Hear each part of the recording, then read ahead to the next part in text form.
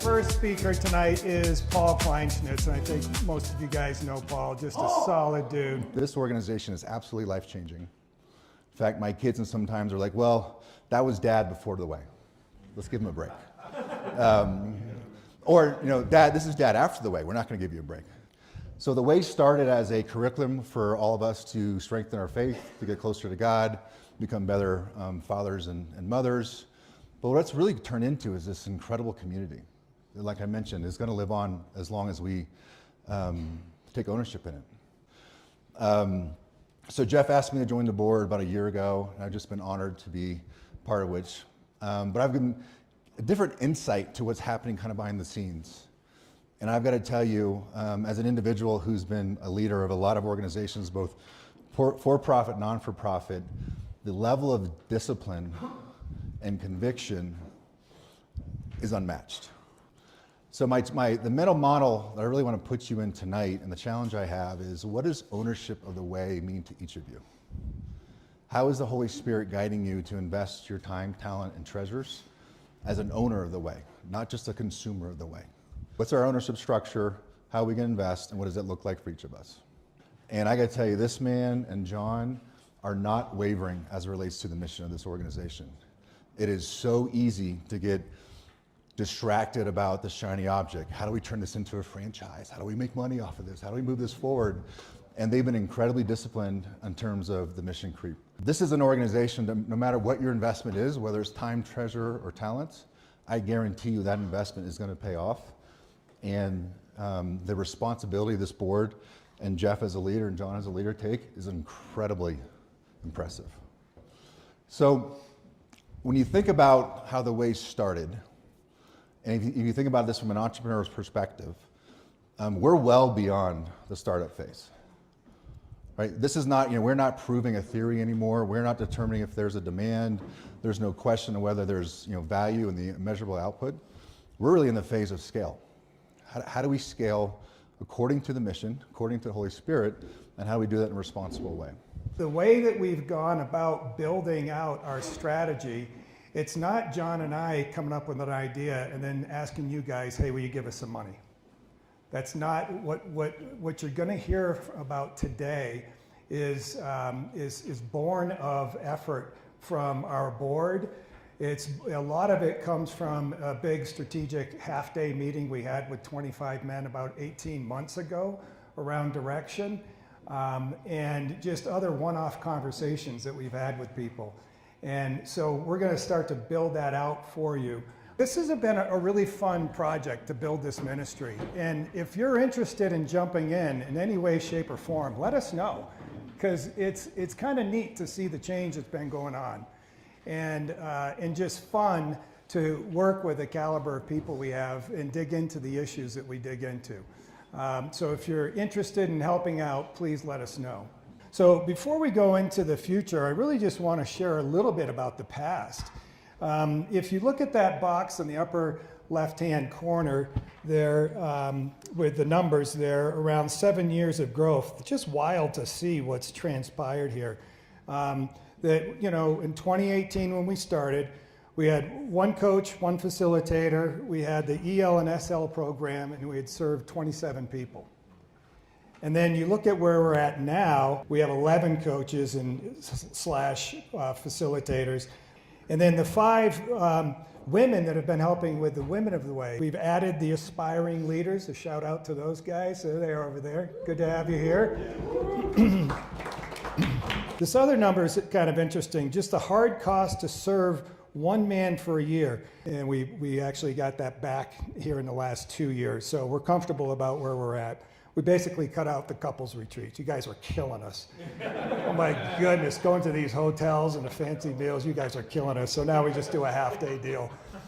So we're back in line. This thing on the left is really interesting. This is how many people we could serve concurrently.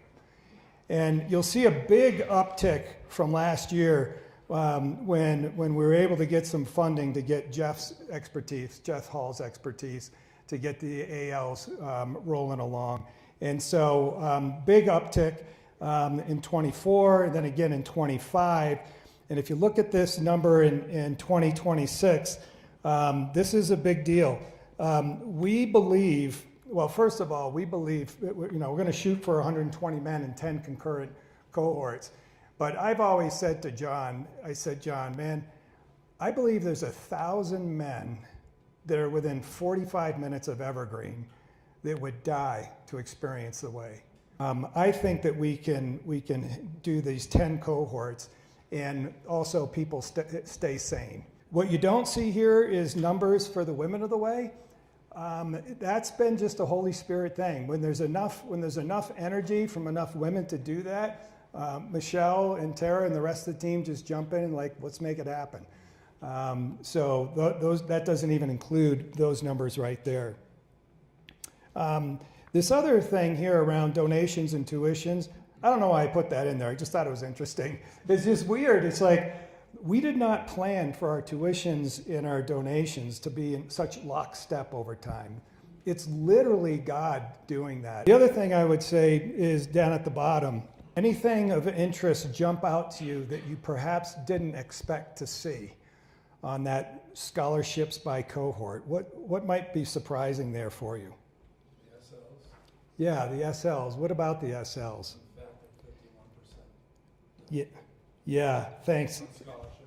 Yeah, everybody thinks the SL guys are just rolling in dough. And some of you are blessed to be like that. But there's a lot of men who have received scholarships over the years from the seasoned leaders. If you flip over to the back, you'll just see some results from a survey that we just did with the EL7 group, the SL7 and SL8. And you can read that. I don't need to take you through it all. But the primary core initiatives that we have for the ministry right now is just something, it's something that my mentor, Bob Buford, used to say. He said, Jeff, keep an eye out for what's trying to happen. It's often the Holy Spirit. And this whole thing about affiliates, it's trying to happen. We can't, there are men's ministry leaders out there that are stuck and they need help. And there's a lot of them. I was the men's ministry director that he referred to that for 15 years was trying to either find or create the way. Banging my head against the wall, seeing zero transformation in the lives of the men that I was supposed to be serving. And by the way, including the dude in the mirror. What we have decided to do is begin to explore what would it look like for us to empower other leaders outside of the front range to take other men through the experience of the way in a way that doesn't require Jeff and I and Brandon and Jeff Hall to be there personally to grow it, right? We get calls from people all over the country, literally, that says, what the heck are you guys doing? And how do we become a part of that? And we want to equip those people to make a change so there's 120 other men 3 years from now in Shreveport, Louisiana, Bentonville, Arkansas, Dallas, Fort Worth, that are celebrating the incredible things that God is doing in their life. I want that to happen. I want that to happen. We don't recruit, right? Paul addressed this early in one of his letters. He says, you are living epistles known and read of men. So it's your fault that the way is growing because people are seeing change in your life and saying, I want to get some of that. Whatever happened to my buddy Nate, I want some of that. There's already been 2 men who have flown out here on their dime to hang out with us and learn more about the way because they are so focused on what do I need to do to get into my community. So we're in active conversation. In fact, I've got a call tomorrow morning with Shreveport about this very thing. Our plan is to give it away for free up front. Yeah. Up front. We think that this should be at best a cost neutral idea to equip other affiliates. But we also feel like they should probably pay us something. But we need some seed capital up front to get it going because here's the deal. And this is, like I said, this is a family business meeting, right? To a certain extent. Putting John on that project moves him away from revenue generating activity.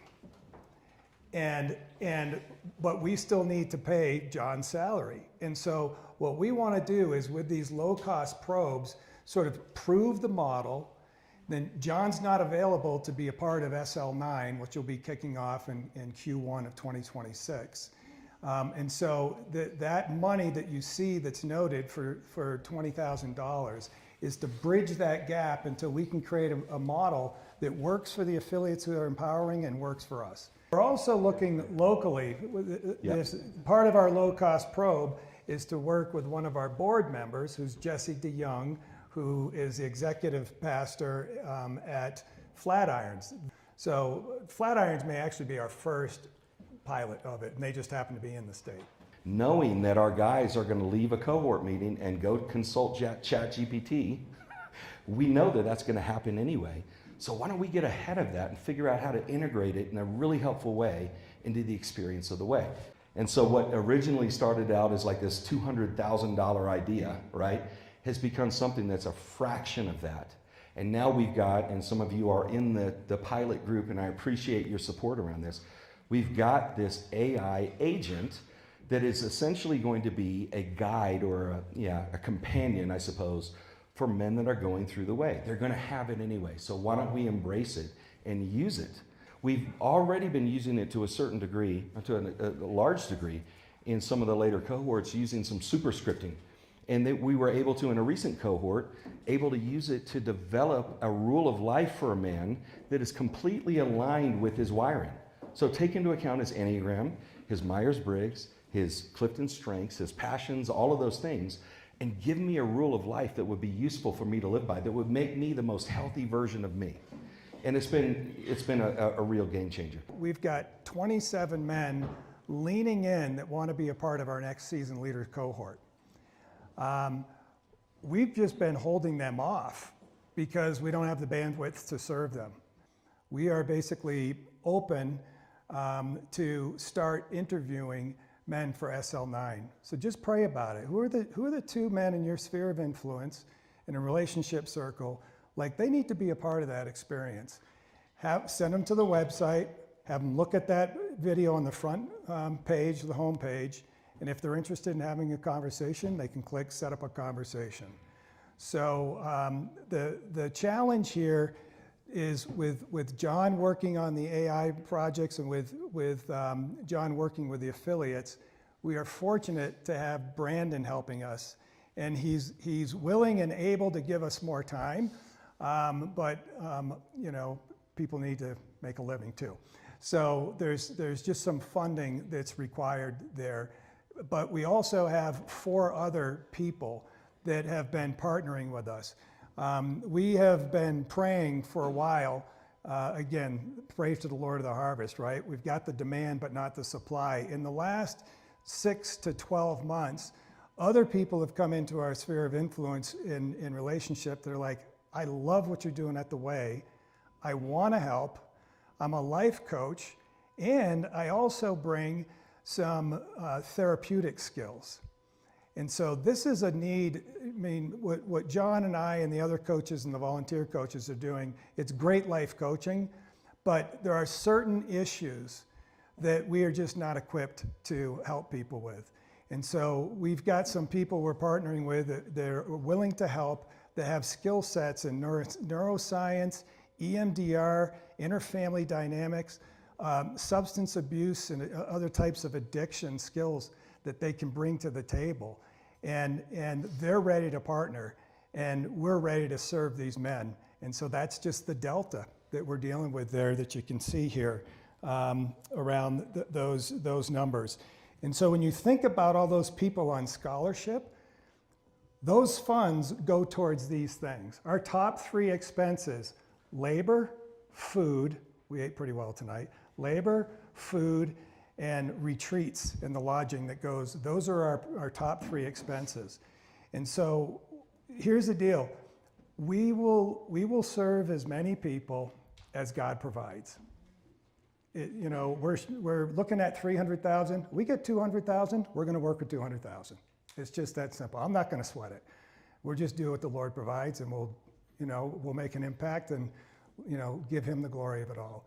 So that's our plan. So I joined EL4 about 5 years ago now. So I got some of my brothers from the EL4 group here with me tonight.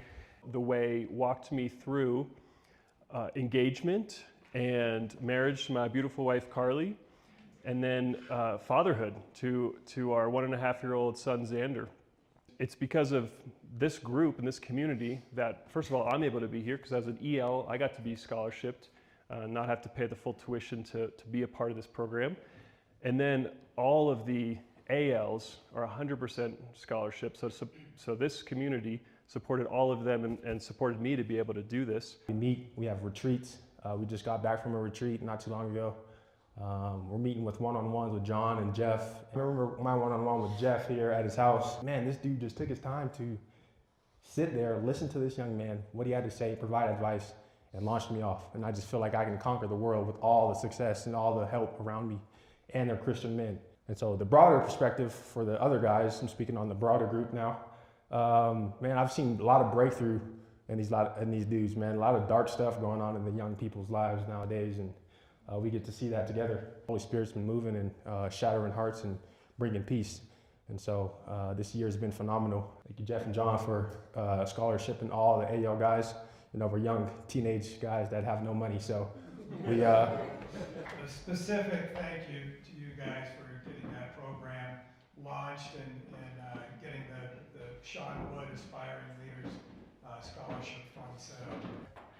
I have been a part of, I'm going to call it Jeff's journey at first, but we all know it's bigger than that now.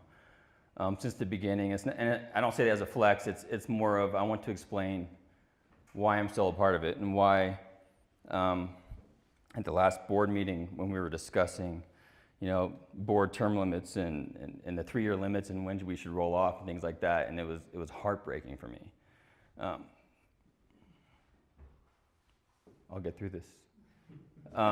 So I'm still part of it, and I'm recommitted.